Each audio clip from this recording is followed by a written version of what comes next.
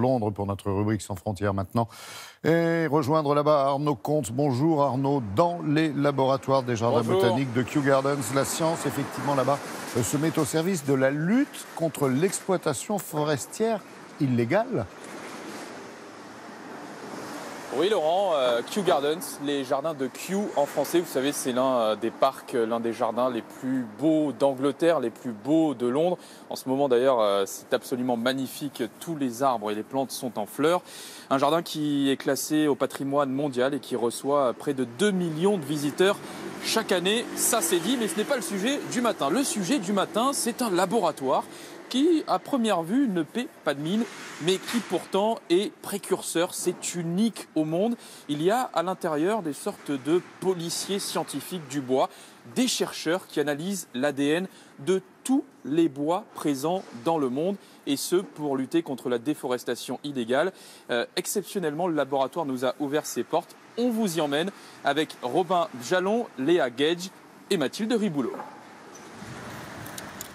En plein cœur des jardins botaniques de Kew Gardens, un laboratoire unique au monde.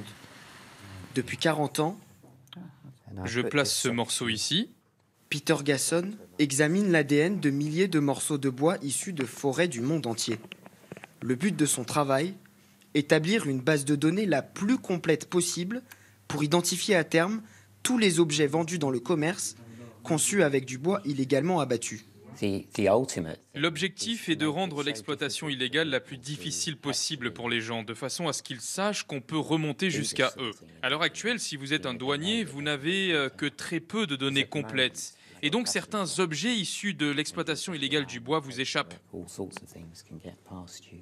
Dans ces tiroirs, près de 50 000 échantillons sont identifiés, nommés et classés.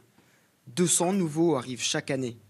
Un travail de fourmi précieux pour lutter contre ça. Des centaines d'hectares détruits par la déforestation, en Afrique, en Amérique du Sud, mais aussi en Asie comme ici.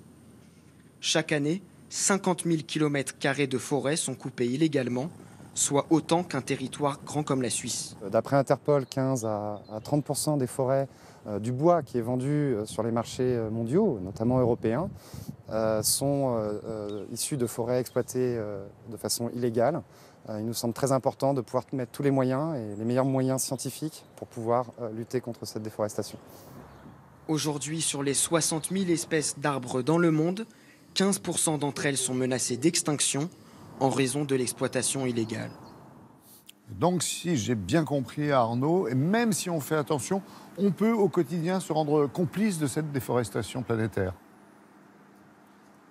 Ah ben oui, parce que vous l'avez entendu, 15 à 30% du bois vendu dans le monde provient de déforestation illégale. Donc ça veut dire que potentiellement, dans nos appartements, dans nos maisons, on a tous quelque part un objet qui a été conçu avec du bois illégal, c'est vous dire. Et donc ce bois illégal, eh bien, à Kew Gardens, on essaye absolument d'identifier d'où il vient, qui le construit, parce que vous savez qu'aujourd'hui, quand du bois illégal arrive, par exemple, dans un pays européen, en France ou ailleurs, il arrive avec une sorte de certificat d'authenticité. Et bien souvent, ces certificats d'authenticité, ils sont falsifiés, ils sont faux. Et donc, les douaniers n'ont aucun moyen d'identifier quel bois arrive, d'où il provient et s'il provient de la déforestation illégale. C'est un sujet majeur. Il faut savoir que ce bois illégal, cela pèse 160 milliards d'euros de bois importé, donc des objets, c'est la valeur des objets qui sont conçus avec du bois illégal. C'est un sujet très sérieux.